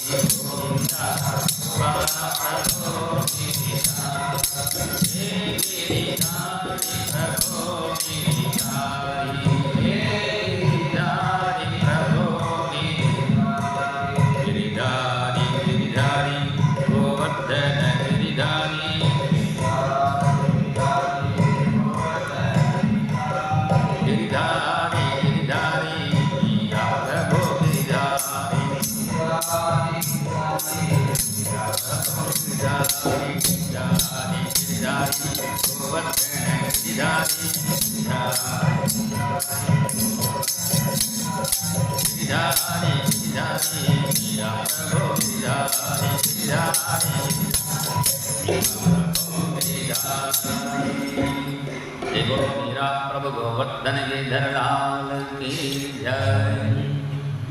ഭഗവാൻ ഗോവർദ്ധനഗിരി ഉയർത്തിയ കൃഷ്ണൻ്റെ പേരാണ് ശ്രീനാഥ് ജി. രാജസ്ഥാനിൽ ഇപ്പോഴും ആ അമ്പലമൊക്കെ ഉണ്ട്. ഗോവിന്ദ ഉയർത്തിയ ആ ഭഗവാൻ ആദ്യം വൃന്ദാവനത്തിലായിരുന്നു, ഗോവർദ്ധനമലയുടെ മുകളിലായിരുന്നു. ആ ഭഗവാൻ ഇപ്പോൾ മ്ലേച്ഛന്മാരുടെ കലാപകാലത്ത് വല്ലഭാചാര്യങ്ങളായ മഹാത്മാക്കൾ ഇവിടെ കൊണ്ടുവന്ന് രാജസ്ഥാനിൽ വെച്ച് പ്രതിഷ്ഠിച്ചിട്ടുണ്ട്. അവിടെ അടുത്തുള്ള ഗ്രാമത്തിൽ ജനിച്ചത് കൊണ്ടാണ് മീരാബായി എപ്പോഴും ഗിരിധാരി തന്നെ തൻ്റെ പാട്ടിൽ എഴുതുള്ളൂ. മീരാ കെ പ്രഭു ഗിരിധരനാഗര. അങ്ങനെ മീരാബായി ആ ഗിരിധരനെ പാടാൻ കാരണം ഈ ഗോവർദ്ധന മല ഉയർത്തിയ സമയത്തിലാണ് ഭഗവാൻ എല്ലാവരെയും കൂട്ടിച്ചേർത്തത്. വൃന്ദാവനത്തിൽ നിന്ന് പശു പക്ഷികൾ മാത്രമല്ല, ഗോപികമാർ ഗോപന്മാർ. ചില ലീലകളിൽ ഗോപികമാർക്ക് പ്രത്യേക അനുഗ്രഹം, ചില ലീലകളിൽ ഗോപന്മാർക്ക്. ഇപ്പോൾ വൃന്ദാവനത്തിൽ പകലിൽ ഈ ഗോപാല ബാലകന്മാരോടൊപ്പമാണ് ഭഗവാൻ സഞ്ചരിക്കുന്നത്. രാത്രിയായാൽ ഗോപികമാരോടൊപ്പം. അപ്പോൾ രാത്രി ലീലയിൽ ഗോപന്മാർക്ക് പ്രവേശനം ചെയ്യാം, പകൽ ലീലയിൽ ഗോപികമാർക്ക് വരാൻ പറ്റില്ല. എല്ലാവരെയും ഒന്നിച്ച് ചേർത്ത ഒരു ലീല ഏതാണെന്ന് ചോദിച്ചാൽ ഈ ഗോവർദ്ധന ലീലയാണ്. അതുപോലെ നമ്മളെയും കൂട്ടിച്ചേർക്കണം വിചാരിച്ചിട്ടാണ് മീരാബായി മീരാ കെ പ്രഭു ഗിരിധരനാഗരൻ ഈ ഗിരിധാരിയായ ഭഗവാൻ വിളിക്കുന്നു. അതുകൊണ്ടാണ് ഈ ലീലയിൽ ഇന്ദ്രനോട് ഭഗവാൻ രണ്ട് വാക്ക് സംസാരിക്കുന്നു. ഭഗവാനക്ക് അപരാധം ചെയ്ത രണ്ടാളുണ്ട്, ഒന്ന് ബ്രഹ്മാവ്, ഒന്ന് അടുത്താൾ ഇന്ദ്രൻ. ബ്രഹ്മാവ് അപരാധം ചെയ്തിട്ട് വലിയ ഗംഭീരസ്തുതി വയ്ക്കുക ചെയ്തു. 40 ശ്ലോകം ഭഗവാൻ ഒരു വാക്ക് പോലും ഇട്ടിട്ടില്ല. ഇവിടെ 4-5 ശ്ലോകമേ പറഞ്ഞിട്ടുള്ളൂ. ഇന്ദ്രനോട് 4 വാക്ക് ഭഗവാൻ പറയുന്നു. ഇന്ദ്രനോട് സംസാരിച്ച ഭഗവാൻ ബ്രഹ്മാവോട് എന്തിനാ സംസാരിച്ചിട്ടില്ലേ ചോദിച്ചാൽ, ബ്രഹ്മാവ് ലീല ചെയ്യുമ്പോൾ എന്ത് ചെയ്തു? ഗോപന്മാരെയും ഭഗവാനെയും പിരിച്ചു വെച്ചു. അവരെ വേറെ സ്ഥലത്തിൽ കൊണ്ടാക്കി ഭഗവാൻ തനിയാക്കി. ഇന്ദ്രൻ ചെയ്ത അപരാധത്തിൽ എന്തായി? എല്ലാവരെയും കൂട്ടിച്ചെത്തു. മഴ ഉണ്ടായപ്പോൾ 7 ദിവസം സുഖമായിട്ട് രാധയെ നോക്കാനുള്ള ഭാഗ്യം കൃഷ്ണന് കിട്ടിയെന്ന് പറയട്ടെ. അതുകൊണ്ട് ഇന്ദ്രനക്ക് ഭഗവാൻ അനുഗ്രഹം ചെയ്തു. എന്തായാലും ഇങ്ങനെ ഭഗവാൻ ഗോവർദ്ധന ലീല ചെയ്തു. ഭഗവാനക്ക് അഭിഷേകം ചെയ്ത ശേഷം വൃന്ദാവനം കൂടുതൽ ക്ഷേമത്തോടും സന്തോഷത്തോടും അവിടെ എല്ലാവരും ജീവിച്ചിരുന്നു. വൃന്ദാവനത്തിൽ ഒരു ദിവസം നന്ദഗോപൻ ഏകാദശി വ്രതം ചെയ്ത് 12 ദിവസം വെളുപ്പാൻ കാലത്ത് 3 മണിക്ക് തന്നെ കുളിക്കാൻ പാടില്ല. 3 മണിക്ക് നമ്മൾ കുളിക്കാൻ പാടില്ല. 3 മണി മുതൽ 4 മണി വരെ ദേവന്മാർ കുളിക്കുന്ന സമയമാണ്. ആ സമയത്ത് അവരെ ബുദ്ധിമുട്ടിക്കാൻ പാടില്ല. 4 മണി മുതൽ 5 ആ സമയമാണ് ഋഷീശ്വരന്മാർ കുളിക്കുന്ന സമയം. ആ സമയത്ത് നമ്മൾ കുളിച്ചാൽ ഋഷീശ്വരന്മാരുടെ അനുഗ്രഹം ഉണ്ടാകും. പുഴയിലോ നദിയിലോ അതേപോലെ കുളത്തിലോ 4 മണിക്ക് കുളിക്കാം. 5 മണി മുതൽ 6 മണി വരെ അത് മനുഷ്യന്മാരുടെ സമയമാണ്. 6 മണിക്ക് ശേഷം ഉദയത്തിന് ശേഷം പിന്നെ കുളിച്ചാൽ അത് അസുരന്മാരുടെ സമയമാണ്. ഇപ്പം മിക്കവാറും നമ്മളൊക്കെ അസുരന്മാരാണ്. സൂര്യൻ ഉദിച്ച ശേഷമേ കുളിക്കും. അതിന് മുമ്പായി കുളിച്ചാൽ നല്ലതാണ്.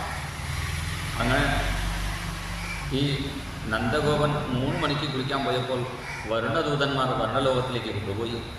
അപ്പോൾ ഭഗവാൻ വർണ്ണലോകത്തിൽ ചെന്ന് അച്ഛനെ തിരിച്ചു കൊണ്ടുവന്നു. രാസലീലയ്ക്ക് മുമ്പായി ഈ ലീല വർണ്ണിക്കാൻ എന്താ കാരണം? രാസലീലയിൽ പങ്കെടുക്കണമെങ്കിൽ വരുണനെ ജയിക്കണം. വരുണൻ ആരാണ്? നാവിൻ്റെ ദേവതയാണ്. ഈ നാക്ക് ജയിച്ചാൽ നമുക്ക് രാസലീലയിൽ പങ്കെടുക്കാൻ പറ്റില്ല. 2 വിധത്തിൽ ജയിക്കണം. അതിയുക്തിഹി അതിഭുക്തിഹി സദ്യ പ്രാണാപഹാരിണി. കൂടുതൽ സംസാരിക്കാനും പാടില്ല, കൂടുതൽ കഴിക്കാനും പാടില്ല. അങ്ങനെ നാവ് ജയിച്ചവർക്ക് മാത്രമേ ഈ രാസലീലയിൽ പങ്കെടുക്കാൻ സാധിക്കും. പിന്നെ ഈ ഗോപന്മാർക്ക് വൈകുണ്ഠം കാണണം എന്ന ആഗ്രഹം വന്നപ്പോൾ എല്ലാവരെയും യമുനയിൽ കുളിക്കാൻ പറഞ്ഞ് വൈകുണ്ഠത്തിലേക്ക് കൊണ്ടുപോയി. വൈകുണ്ഠം നേരിട്ട് കണ്ടിട്ടും അവർക്ക് അത്ര ഇഷ്ടമില്ലേ. എന്താ കാരണം? വൈകുണ്ഠത്തിൽ പരസ്പരം ഒരാളും സംസാരിക്കുന്നില്ലേ, ഒരാൾ തൊടാൻ കൂടുന്നില്ലേ, എല്ലാം കൊറോണ പോലെയാണ്, എല്ലാവരും മാറി മാറി നിൽക്കുന്നു, പരസ്പരം തൊടാൻ പാടില്ലേ. ഇതൊക്കെ പറഞ്ഞപ്പോഴാണ് വൈകുണ്ഠം വേണ്ടാൻ പറഞ്ഞവർ വന്നു. എന്താ കാരണം? വൈകുണ്ഠത്തെക്കാൾ ആനന്ദം ബൃന്ദാവനത്തിലാണെന്ന് സൂചിപ്പിക്കാൻ വേണ്ടിയാണ്. വൈകുണ്ഠലീല ശേഷമാണ് 5 അധ്യായങ്ങളിൽ ഇവിടെ രാസലീല വർണ്ണിക്കുന്നു. ഭഗവാനെ പ്രാപിക്കണമെങ്കിൽ 5 ഘട്ടം കടന്നു ചെല്ലണം. നമുക്ക് 5 ഉപായം കൊടുത്തിട്ടുണ്ട് ഭഗവാൻ. അന്നമയകോശം, പ്രാണമയകോശം, മനോമയകോശം, വിജ്ഞാനമയകോശം, ആനന്ദമയകോശം. ഇത് 5 കടന്നാലേ നമ്മൾ ഭഗവാനോട് ഒന്നിച്ച് ചേരുള്ളൂ. അതിനു വേണ്ടിയാണ് ഇവിടെ 5 അധ്യായത്തിൽ രാസലീല വർണ്ണിക്കുന്നു. ഭഗവാനപി താരാത്രീ ശരദോത്ഫുല്ലമല്ലികാഃ വീക്ഷ്യരന്തും മനശ്ചക്രേ യോഗമായാമുപാശ്രിതഃ. സാധാരണ മല്ലികപ്പൂവൊക്കെ വസന്തകാലത്തിലേ വരുള്ളൂ. ഇവിടെ ശരദോത്ഫുല്ല മല്ലികാഃ, ശരത്കാലത്തിൽ മല്ലികപ്പൂ വന്നു പറഞ്ഞതിൻ്റെ അർത്ഥം ഇവിടെ നിയമമൊന്നുമില്ല. ഭഗവാൻ എപ്പോൾ എന്ത് വേണോ ആഗ്രഹിക്കുന്നുവോ അപ്പോൾ അത് ഉണ്ടാവും. അങ്ങനെ ഭഗവാൻ വേണുഗാനം ചെയ്യുന്ന സമയത്താണ് ആ വേണുഗാനം കേട്ട് ഗോപികമാരൊക്കെ രാസലിലേക്ക് അവിടെ ഓടിയെത്തി. തതോടുരാജകരേമുഖം ഇവിടെ പറയുന്നു, ഗോപികമാരൊക്കെ രാസലിലേക്ക് വന്നു. ആജഗ്മുരന്യോന്യമലക്ഷിതോദ്യമാഃ സയത്ര കാന്തോ ജവലോലകുണ്ടലാഃ. കഥ പറയുമ്പോൾ നമ്മൾ എന്ത് പറയും? ഭഗവാൻ വേണുഗാനം ഓടക്കുഴ വിളിച്ചപ്പോൾ ഭഗവാന്റെ അടുത്ത് ഗോപികമാർ ചെന്നു. അങ്ങനെ കഥ പറയാമല്ലോ. ഇവിടെ സുഖാചാര്യൻ പറയുന്നത് എങ്ങനെയാണ്? ഗോപികമാർ ചെന്നു പറയാതെ വന്നു പറയും. ആജഗ്മുഹു എന്താ പറയാൻ കാരണം? സുഖാചാര്യൻ അവിടെ ഉണ്ടായിരുന്നു. നേരിട്ട് കണ്ട് പറയുന്നത് കൊണ്ടാണ് അവർ വന്നു. നേരിട്ട് കണ്ട് പറയുന്നതാണ്. ഗോപികമാർ വന്നപ്പോൾ ആദ്യം അവർക്ക് ധർമ്മങ്ങൾ ഉപദേശിച്ച് ഭഗവാൻ. സാധാരണ ധർമ്മം ചെയ്ത ശേഷമേ പിന്നെ ഭഗവത് ഭക്തിക്കുള്ള അധികാരം കിട്ടുള്ളൂ. അതുകൊണ്ടാണ് ആദ്യം സാധാരണ ധർമ്മം. സ്ത്രീകൾക്ക് പ്രത്യേക അമ്പലത്തിൻ്റെ പോകേണ്ട ആവശ്യമില്ല. അവരുടെ വീട് തന്നെ അമ്പലം, അത് അടിച്ചളിച്ച് വൃത്തിയാക്കി വെച്ച്, പിന്നെ ഭർത്താവ് തന്നെ ദേവത, പ്രധാന ദേവത, ഉപദേവന്മാരാണ് പിന്നെ ഭർത്താവിൻ്റെ ബന്ധുക്കൾ. അവരൊക്കെ നോക്കിയിട്ട് പിന്നെ വേണം ഭഗവാനെ തൊഴാൻ. അപ്പോൾ ഗോപികമാർ ചോദിച്ചു, അപ്പോൾ സ്ത്രീകൾക്ക് പിന്നെ വേറെ ഒരു പണിയില്ലേ? എപ്പോഴും വീട്ടിൽ തന്നെ ഇരിക്കണോ? എപ്പോഴും തിരുമ്പിയ കൊണ്ട് തന്നെ വീണ്ടും തിരുമ്പി, തുടച്ചിടം തന്നെ തുടച്ച് തേച്ച പാടിനെ വീണ്ടും തേച്ച് കഴുകി ഇതന്നെ ചെയ്യണോ ചോദിച്ചപ്പോൾ അങ്ങനെ ഇല്ല. സമയം കിട്ടുന്ന എപ്പോൾ സമയം കിട്ടുമ്പോൾ ഉത്സവം നടക്കുന്ന സമയത്ത്, ഇങ്ങനെയുള്ള സമയത്ത് അടുത്തുള്ള ക്ഷേത്രത്തിൽ വന്ന് ആ ഭഗവാന്റെ കഥകൾ ശ്രവിക്കാം. ശ്രവണാത്, ദർശനാത്, ധ്യാനാത് ആ ഭഗവാന്റെ ദിവ്യരൂപം കാണാം. ആ ഭഗവാനെക്കുറിച്ച് പാട്ട് പാടാൻ പറഞ്ഞപ്പോൾ ഗോപികമാർ ഒരു പാട്ട് പാടി. അതാണ് പ്രണയഗീതം. അത് പാടിയ ശേഷം ഒരു ഗോപി ഒരു കൃഷ്ണൻ, ഒരു ഗോപി ഒരു കൃഷ്ണൻ എന്ന ഓരോരോ ഗോപിക്കും ഓരോരോ കൃഷ്ണൻ്റെ രൂപം ധരിച്ച് ഭഗവാൻ റൗണ്ടായിട്ട് നൃത്തം വച്ചു. അതാണ് രാസം. രാസത്തിൻ്റെ നാട്യശാസ്ത്രത്തിലൊക്കെ പറഞ്ഞിട്ടുണ്ട്. നടൈഹി ഗൃഹീത കണ്ഠാന അന്യോന്യാസ്തവരസ്യം നർത്തകീനാം ഭവേ രാസഃ മണ്ഡലീഭൂയ നർത്തനം എന്നൊക്കെ പറയുന്നത്. ഒരു റൗണ്ടായിട്ട് നൃത്തം വയ്ക്കുന്നതാണ്. അതിൻ്റെ ഒരു പ്രതീകമായിട്ടാണ് നമ്മൾ തിരുവാതിരക്കളിയൊക്കെ ചെയ്യുന്നുണ്ടല്ലോ. എന്താ കാരണം?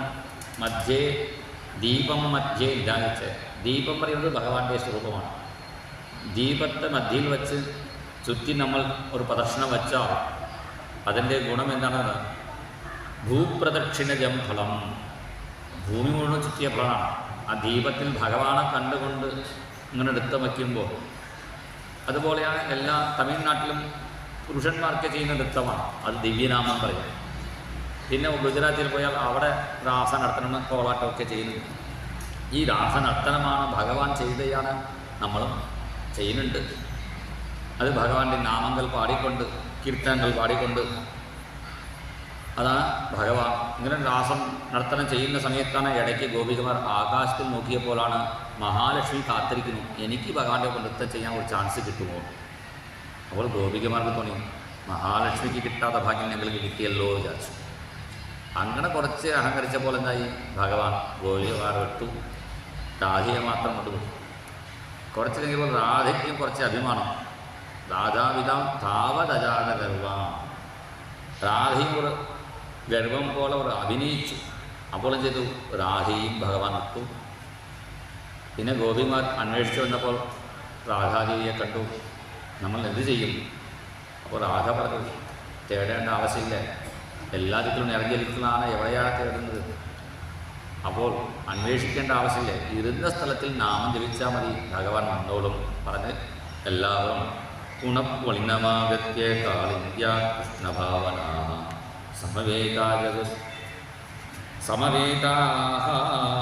ജഗത്കൃഷ്ണം പദാഗമനകംക്ഷിതാ. വീണ്ടും രാധൻ എന്ന സ്ഥലത്ത് തന്നെ എത്തി. അവർ ഗീതം പാടി, ജയതി കേധികം ജന്മനാവ്രജഃ ശ്രയത ഇന്ദിരാ ശശ്വതത്രഹി ദയിതദൃശ്യതാ ദിക്ഷുതാവകാഃ ത്വയി ധൃതാസവഃ ത്വാം വിചിന്വതേ. ജയതിക്ക് അധികം, ഈ വൃന്ദാവനം അധികമായി പ്രകാശിക്കുന്നു. എതേക്കാൾ അധികം? വൈകുണ്ഠത്തെക്കാൾ വൃന്ദാവനം ശ്രേഷ്ഠം.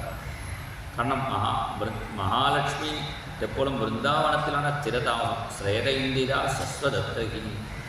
വൈകുണ്ഠം ഉപേക്ഷിച്ച് മഹാലക്ഷ്മി ഇങ്ങോട്ടാണ് പറഞ്ഞത്. കൃഷ്ണ, ഞങ്ങളെ വിട്ട് നീ പോയല്ലോ, ആ ദുഃഖത്തിൽ നിങ്ങൾക്ക് ജീവിതം തന്നെ പോകും. പക്ഷേ ജീവിച്ചിരിക്കാൻ കാരണം തവ കഥാമൃതം തത്ത ജീവനം.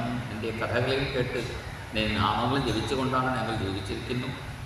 ഞങ്ങളെ വിട്ട് നീ പോയല്ലോ, സങ്കടമില്ല. ഞങ്ങളെ വിട്ട് പോയ നിൻ്റെ കാലിൽ കല്ലുമുള്ളു കുത്തുപോലും പേടിച്ചിട്ടാണ് നിങ്ങൾ കായുന്നു പറഞ്ഞപ്പോൾ ഭഗവാൻ അവരുടെ മുന്നിൽ പ്രത്യക്ഷപ്പെട്ടു. താസാമാവിരഭൂച്ചൗരി സ്മയമാനമുഖാംബുജഃ ഗീതാം ഭരതരസ്തഗ്നി സാക്ഷാൻ മന്മഥനായി ഭഗവാൻ പ്രത്യക്ഷപ്പെട്ടപ്പോൾ ഗോപികമാർക്ക് വന്നു. അവർക്ക് വീണ്ടും ചില ധർമ്മങ്ങൾ, പ്രേമധർമ്മം ഉപദേശിച്ച് വീണ്ടും ഒരു ഗോപി, ഒരു കൃഷ്ണനായി ഭഗവാൻ രൂപം സ്വീകരിച്ച് കേശപാശധൃതപിഞ്ചികാവിതതി സഞ്ചലൻ മകരകുണ്ടലം ഹാരജാലവനമാലികാലലിതമംഗരാഗഘനസൗരഭം പീതചേലധൃതകാഞ്ചികാഞ്ചിതമുദഞ്ചദം സുമണിനോപുരം ദാസകേളിപരിഘോഷിതം തവ ഹി രൂപമീശകലയാമഹേ. വീണ്ടും ഒരു ഗോപി, ഒരു കൃഷ്ണൻ. ഒരു ഗോപി പറഞ്ഞാൽ ഒരു ജീവൻ എന്നർത്ഥം. ഓരോരോ ജീവനും ആ പരമാത്മായ ഭഗവാനെ പ്രാപിക്കുന്ന തത്വമാണ്. ഗോപിഹി വിവന്തീതി ഗോപി. ഗോ പറഞ്ഞാൽ ഇന്ദ്രിയം. ഇന്ദ്രിയങ്ങളെ കൊണ്ട് ഭഗവാനെ ആസ്വദിക്കുന്ന എല്ലാ ജീവന്മാരും ഭഗവാനെ പ്രാപിക്കുന്ന ജീവാത്മ പരമാത്മ ഐക്യമാണ് ഇവിടെ രാസലീലയായിട്ട് വർണ്ണിക്കുന്നു. ഇത് കേൾക്കുന്നവർക്ക് ഫലശ്രുതി പറയുന്നു, ഹൃദ്രോഗം ആശ്വപഹിനോതി. ഹൃദയരോഗം, മാരകരോഗങ്ങളായ ഹാർട്ട് ബ്ലോക്ക് അതൊക്കെ ശരിയാവും.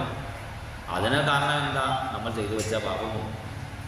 അതിന് കാരണം നമ്മളുടെ കാമക്രോധാദി രോഗങ്ങളാണ്. അങ്ങനെ ഹൃദ്രോഗം, കാമക്രോധാദി രോഗങ്ങളൊക്കെ നശിച്ച് നമുക്ക് കൃഷ്ണപ്രേമം ഉണ്ടാവാം എന്ന് ഫലശ്രുതി പറഞ്ഞുകൊണ്ടാണ് ഈ രാസലീല സമർപ്പിക്കുന്നു.